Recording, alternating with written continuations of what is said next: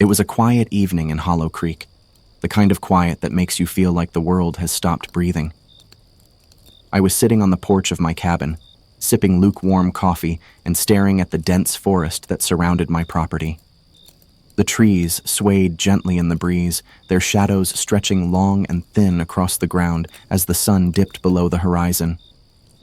I'd moved here 6 months ago, seeking solitude after a messy divorce. Hollow Creek was the kind of place where nothing ever happened, until it did. The first sign that something was wrong came around 7:30 p.m. I was inside, washing dishes, when the radio crackled to life. It was an old thing, a relic from the 80s that I kept on the counter for background noise.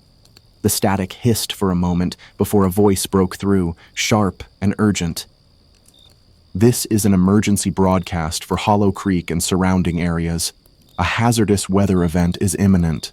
Residents are advised to remain indoors and avoid contact with any unusual substances. Do not approach wildlife or other individuals. Shelter in place until further notice. This is not a drill." I froze, my hands still submerged in soapy water. Hazardous weather. Unusual substances. The words rattled around in my head as I dried my hands and walked to the window. Outside, the sky was a deep, unnatural shade of orange, like the sun had forgotten how to set properly. The air felt heavy, oppressive, as if the atmosphere itself was holding its breath. I grabbed my phone to check for updates, but there was no signal.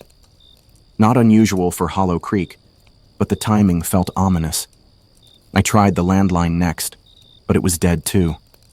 My heart began to race as I peered out the window again. The forest seemed darker now, the shadows deeper. I could hear the wind picking up, rustling the leaves with an almost deliberate intensity. Then I saw it. A thick, greenish mist was creeping through the trees, rolling toward my cabin like a living thing. It moved slowly, but steadily, swallowing the ground in its path. My stomach churned as I remembered the warning about unusual substances. This had to be it. I slammed the window shut and locked it, then hurried to check the other windows and doors. The mist was already pooling around the base of the cabin, curling up the sides like tendrils. I retreated to the center of the living room, my mind racing. What was this stuff? Was it toxic? Radioactive? I had no way of knowing and no way to call for help. My only option was to wait it out and hope the mist would pass. But then I heard the noises. At first, it was just a faint scratching, like branches tapping against the windows. I told myself it was the wind, but the sound grew louder, more insistent. Then came the thuds, heavy, deliberate impacts against the walls of the cabin.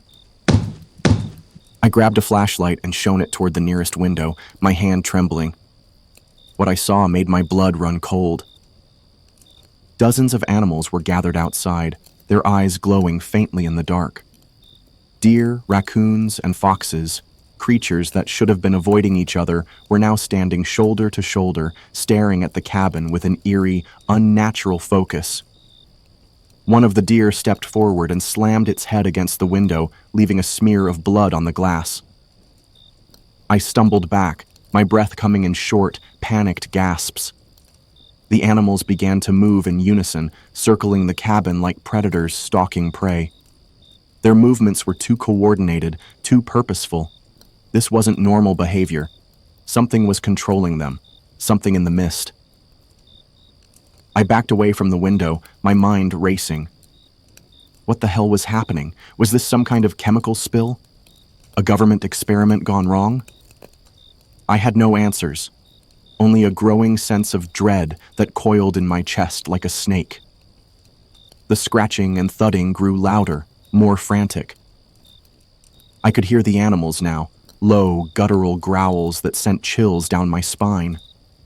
I retreated to the bathroom, the only room in the cabin without windows, and locked the door behind me. The noises followed me, echoing through the walls like a nightmare. I sat on the edge of the bathtub, clutching the flashlight like a lifeline. The mist was inside now. I could see it seeping under the door, thin tendrils of green smoke curling into the room.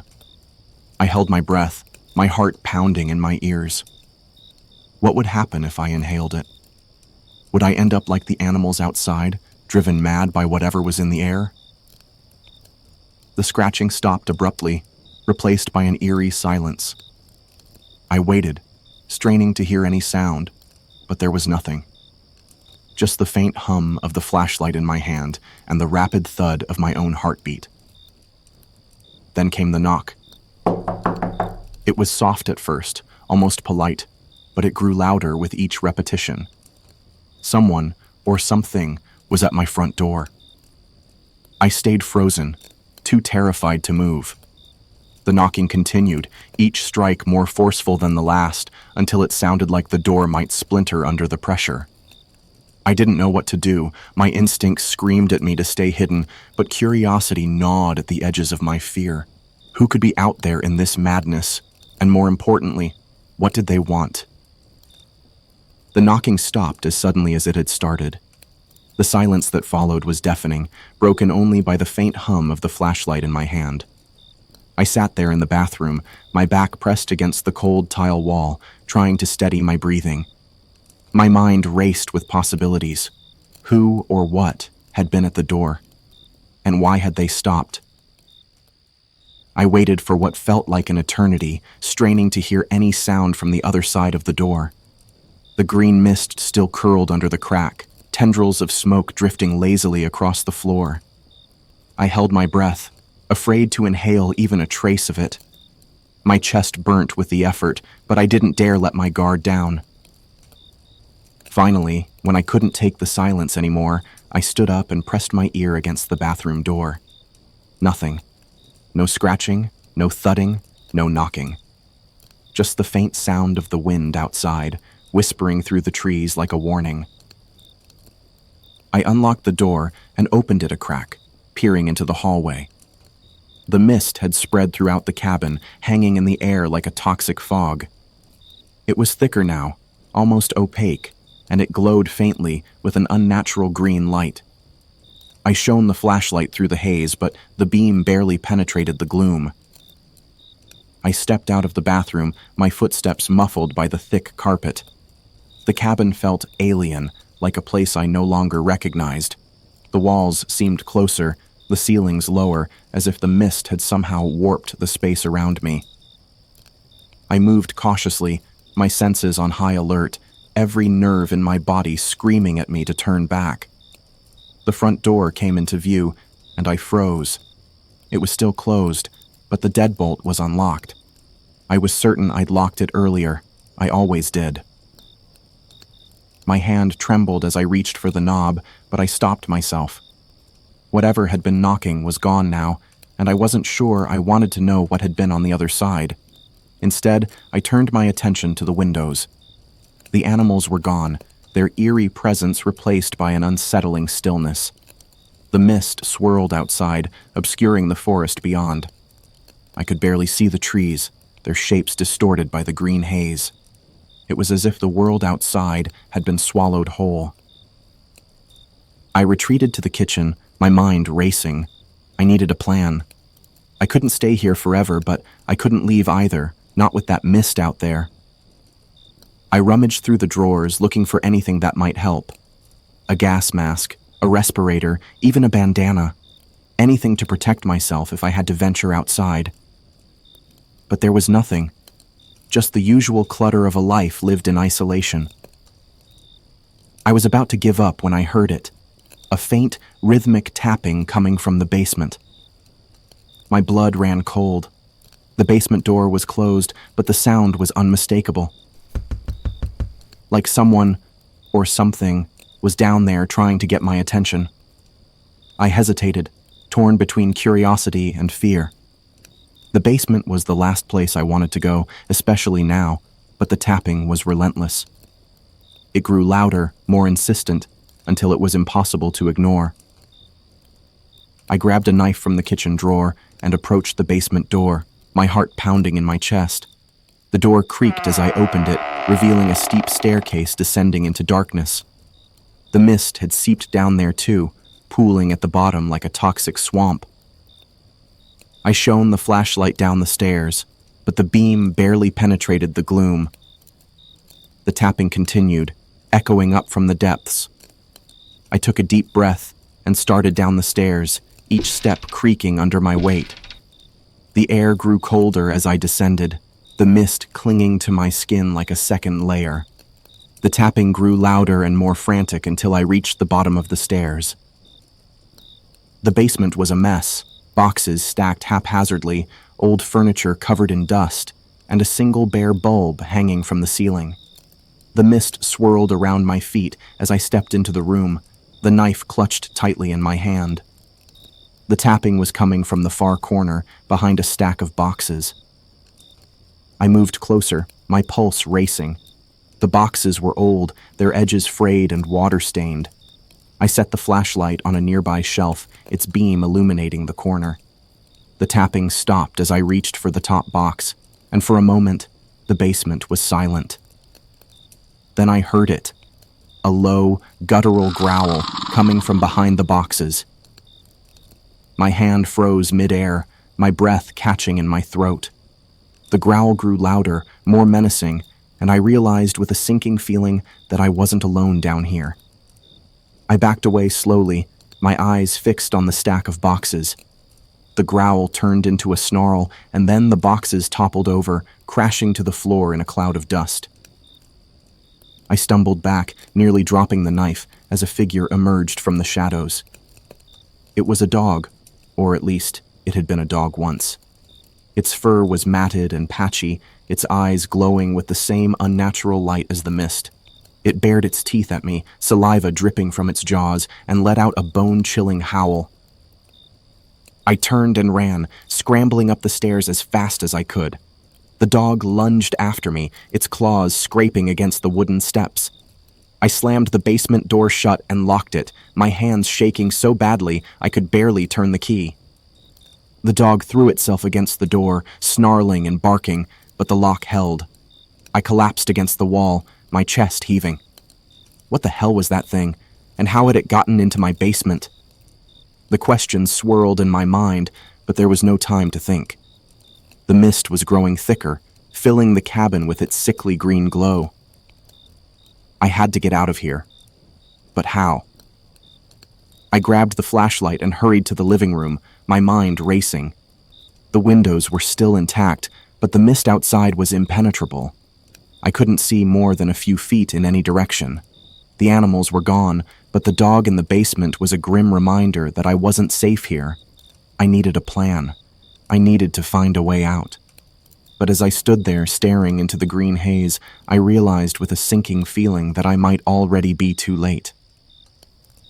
The dog's snarling and scratching at the basement door grew louder and more frantic. Each thud against the wood sent a jolt of fear through me. I couldn't stay here. The mist was thickening. The air was becoming harder to breathe. And whatever that thing in the basement was, it wasn't going to stay trapped forever. I grabbed my coat from the hook by the door and shoved my feet into my boots, my hands trembling as I tied the laces. The knife was still clutched in my other hand, its weight a small comfort. I didn't know what I'd do if I encountered more of those things. But I wasn't going down without a fight. The front door creaked as I opened it, and the mist rolled in, swirling around my legs like a living thing. I hesitated on the threshold, staring into the green haze. The forest was completely obscured, the trees nothing more than faint shadows in the gloom. The air was cold and damp, carrying a faint metallic smell that made my stomach churn. I stepped outside, the mist closing in around me like a suffocating blanket. The flashlight's beam barely penetrated the haze, illuminating only a few feet ahead. I moved cautiously, my boots crunching on the gravel driveway. The cabin disappeared behind me within seconds, swallowed by the mist. The silence was unnerving. No birds, no wind, no rustling leaves, just the sound of my own breathing and the occasional crunch of gravel underfoot. I kept the knife raised, my eyes darting around as I tried to make sense of my surroundings. The forest loomed to my left, a wall of darkness that seemed to pulse with the same unnatural energy as the mist. I didn't have a destination in mind. I just knew I had to get away from the cabin, away from that thing in the basement. Maybe I could find help, or at least a place to hide until this nightmare passed. But as I walked, the mist seemed to grow thicker, the air heavier. My lungs burnt with each breath, and my head began to ache. Then I heard it, a faint, rhythmic sound, like footsteps. I froze, my heart pounding. The sound was coming from ahead, somewhere in the mist. I shone the flashlight in its direction, but the beam revealed nothing. The footsteps grew louder, more distinct, and I realized with a sinking feeling that they were heading straight for me. I backed away, my grip tightening on the knife. The footsteps quickened, matching my pace. Whoever, or whatever, was out there knew I was here. I turned and ran, my boots slipping on the gravel as I bolted into the forest. The mist clung to me, slowing me down, but I didn't stop. I couldn't. The footsteps followed, relentless. I could hear them now, heavy and deliberate, crunching through the underbrush. I didn't dare look back.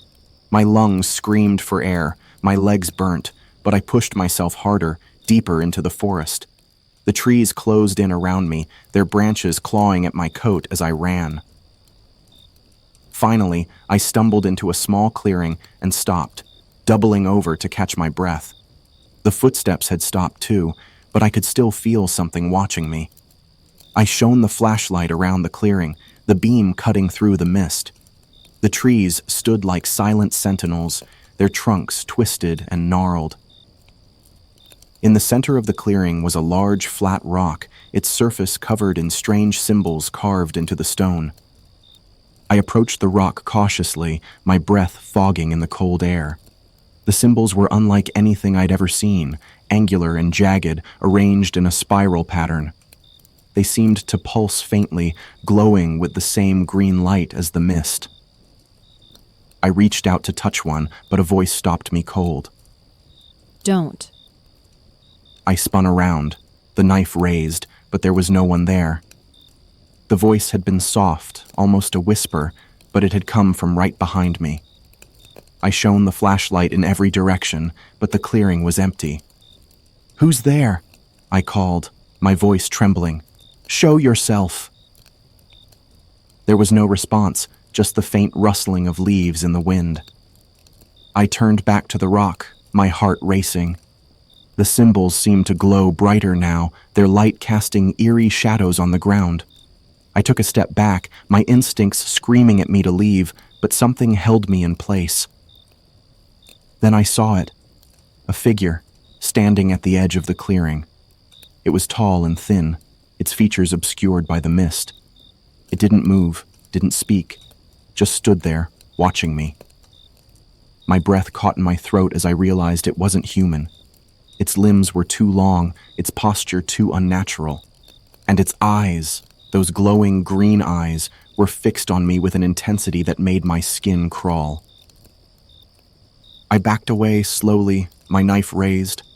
The figure didn't follow, but its gaze never left me. I could feel it, even as I turned and ran, the mist closing in around me once more. The forest seemed to stretch on forever, the trees twisting and shifting as if they were alive. I didn't know where I was going, only that I had to get away. Finally, I burst into another clearing, and my heart sank. It was the same clearing, the same rock, the same symbols. I was back where I started. The figure was gone, but the sense of being watched was stronger than ever. I sank to my knees, my chest heaving. The mist swirled around me, its green light pulsing in time with my heartbeat. I was trapped, lost in a nightmare with no way out. And as I sat there, staring at the glowing symbols on the rock, I realized with a sinking feeling that this wasn't just a storm or a chemical spill.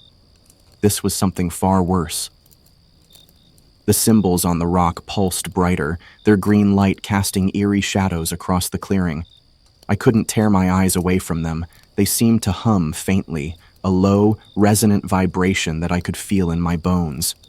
My mind raced, trying to make sense of what I was seeing, but the more I stared, the more the symbols seemed to shift and twist as if they were alive. I forced myself to look away, my breath coming in short, panicked gasps. The mist was thicker now, almost suffocating, and the air was so cold it burnt my lungs. I had to keep moving. Sitting here, staring at that rock, wasn't going to save me. But where could I go? The forest seemed endless, and every path I took led me back to this cursed clearing. I stood up, my legs trembling, and turned in a slow circle. The trees loomed around me, their branches twisted like gnarled fingers reaching out to grab me. The mist swirled between them, creating shapes that seemed to move just out of the corner of my eye. I clenched the knife tighter, my knuckles white, and took a step forward. Then I heard it again, the voice. You shouldn't have come here. It was soft, almost a whisper, but it sent a chill down my spine. I spun around, the flashlight beam cutting through the mist, but there was no one there. The voice had come from everywhere and nowhere, echoing in the stillness of the forest. "Who are you?" I shouted, my voice cracking. "What do you want?" There was no answer, just the faint rustling of leaves and the hum of the symbols on the rock. I took a deep breath, trying to steady my nerves, and started walking again. This time, I didn't look back. I kept my eyes forward, my flashlight beam cutting a narrow path through the mist. The forest seemed to close in around me, the trees growing denser, their branches tangling overhead. The ground beneath my feet was soft and wet, the air thick with the smell of damp earth and decay. I could hear things moving in the shadows, small, skittering sounds that made my skin crawl. But every time I turned the flashlight toward the noise, there was nothing there. Then I saw it. A faint light ahead, flickering through the trees. My heart leapt. Could it be another person? A cabin? I quickened my pace, the hope of finding help pushing me forward. The light grew brighter as I approached, and soon I could make out the shape of a small structure. It was a shed, its wooden walls weathered and covered in moss. A single lantern hung from a hook by the door, its flame flickering weakly in the mist. I hesitated at the edge of the clearing, my instincts screaming at me to be cautious. The shed looked abandoned, but the lantern was lit. Someone had to be here. Or something. I stepped closer, the knife raised, and called out, "Hello? Is anyone there?" There was no response, just the faint creak of the shed's door as it swung open in the breeze. I shone the flashlight inside, revealing a cluttered space filled with old tools, broken furniture, and piles of rotting wood. The air was thick with the smell of mildew and something else, something metallic like blood. I stepped inside, my boots crunching on the dirt floor. The lantern's light cast long shadows on the walls, making the shed feel smaller, more oppressive. I moved cautiously, scanning the room for any sign of life. There was nothing, just the same eerie stillness that seemed to permeate everything in this forest. Then I saw it, a figure, crouched in the corner. My breath caught in my throat as I raised the flashlight, the beam illuminating a man. He was hunched over, his face hidden in shadow, his clothes torn and stained. He didn't move, didn't speak, just sat there, his shoulders shaking as if he were crying. "Hey," I said softly, taking a step closer. "Are you okay?" The man didn't respond. I reached out to touch his shoulder, but before I could, he turned his head and I froze. His eyes were glowing green, just like the mist. I stumbled back, my heart pounding, as the man stood up. His movements were jerky and unnatural, like a puppet being controlled by invisible strings. He took a step toward me, his mouth opening to reveal rows of jagged, broken teeth. A low, guttural growl escaped his throat, and I realized with a sinking feeling that this wasn't a man anymore. I turned and ran, bursting out of the shed and into the mist. The thing followed, its footsteps heavy and deliberate, its growls growing louder with each passing second. I didn't look back. I couldn't. I just ran, my legs burning, my chest heaving, until I stumbled into another clearing. This one was different. The mist was thinner here, the air clearer. In the center of the clearing stood a large, ancient tree, its trunk twisted and gnarled, its branches reaching out like skeletal arms. At its base was a small stone altar covered in the same glowing symbols as the rock. I stopped, my breath coming in ragged gasps, and turned to face the thing chasing me. It emerged from the mist, its glowing eyes fixed on me, its mouth twisted into a grotesque smile. I raised the knife, my hands trembling, but I knew I couldn't fight it, not alone. Then I heard the voice again, louder this time, coming from the tree. You shouldn't have come here. I turned, my heart pounding, and saw her, a woman, standing at the base of the tree. She was tall and pale, her hair long and dark, her eyes glowing with the same green light as the mist. She stepped forward, her movements graceful and deliberate, and raised a hand toward the thing chasing me.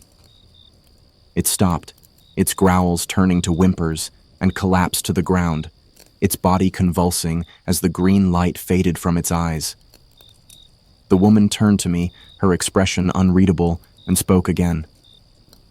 You don't belong here. The woman's voice echoed in the clearing, her words hanging in the air like a death sentence. I stared at her, my knife still raised, though my arm trembled under the weight of it. She didn't move, didn't blink, just stood there, her glowing green eyes fixed on me with an intensity that made my skin crawl. "Who are you?" I managed to choke out, my voice barely above a whisper. "What is this place?" She tilted her head as if considering my question, then took a step closer. The mist seemed to part around her as though it were afraid to touch her. Her movements were unnaturally smooth, almost hypnotic, and I found myself unable to look away.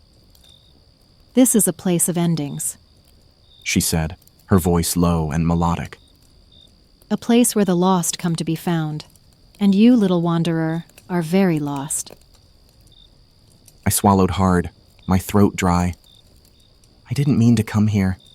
I was trying to get away from the mist, from the things in it. Please, I just want to go home. She smiled, but there was no warmth in it. Home is a fragile thing. It can be taken away so easily, can it? Just like your peace. Just like your sanity. Her words hit me like a punch to the gut. I thought of my cabin, of the life I'd built, or tried to build, after the divorce. Hollow Creek was supposed to be my fresh start, my escape. But now it felt like a trap, a nightmare I couldn't wake up from. "What do you want from me?" I asked, my voice breaking. "Why are you doing this?" She stepped closer, her gaze never leaving mine. I am not doing this. You are. You brought yourself here, drawn by the same force that draws all lost souls. The mist, the forest, the symbols, they are merely reflections of what lies within you. Your fear, your guilt, your pain. I shook my head, tears stinging my eyes. "No, that's not true. I didn't ask for this. I didn't want this." Didn't you? She asked, her voice soft but cutting. You came here to run away, didn't you? To hide from the world, from yourself. But you can't outrun what's inside you. Not here, not ever. I backed away, my mind reeling. Her words struck a chord deep within me, a truth I'd been trying to ignore. The divorce, the loneliness, the endless nights spent staring at the walls of my cabin, it had all been building to this. I had been running, not just from the world, but from myself. The woman reached out, her hand hovering inches from my face. I flinched, but she didn't touch me. Instead, she gestured to the tree behind her, its twisted branches swaying gently in the breeze. This is the heart of the forest, she said. the place where all paths converge. You can leave if you choose, but you must face what you've been running from. You must confront the darkness within you. I looked at the tree, its trunk covered in the same glowing symbols as the rock and the altar. The light pulsed faintly, like a heartbeat, and I felt a strange pull, as if the tree were calling to me. "What happens if I don't?" I asked, my voice barely audible. The woman's smile faded, her expression turning solemn. Then you will remain here, lost in the mist, forever, like the others. I glanced at the ground, where the thing that had chased me lay motionless, its body already beginning to decay. The sight made my stomach churn, and I realized with a sinking feeling that I didn't have a choice. I had to face this, whatever it was. I lowered the knife, my hands trembling, and took a step toward the tree. The woman stepped aside, her glowing eyes watching me intently. As I approached, the symbols on the trunk grew brighter, their light enveloping me in a warm green glow. I reached out, my fingers brushing against the rough bark, and suddenly the world around me dissolved. The clearing, the mist, the woman, all of it vanished, replaced by a swirling void of light and shadow. Images flashed before my eyes, fragments of memories I'd tried to forget. The divorce, the fights, the nights spent alone, drowning in self-pity, the moments I'd pushed people away, too afraid to let them in, the pain, the guilt, the fear. It all came rushing back, overwhelming me.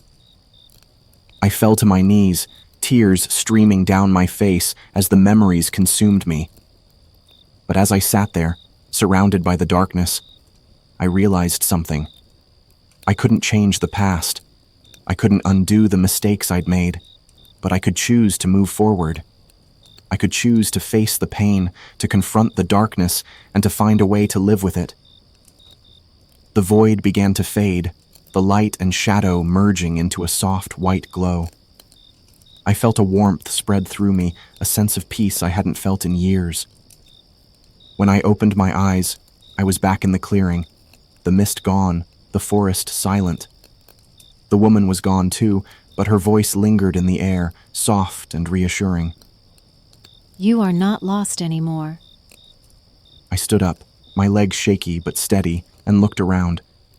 The forest was different now, lighter, quieter, as if the weight of the mist had been lifted. The tree still stood in the center of the clearing, its symbols glowing faintly, but the light was softer, gentler. I turned and walked away, the knife still clutched in my hand. I didn't know where I was going, but for the first time in a long time, I felt like I was heading in the right direction.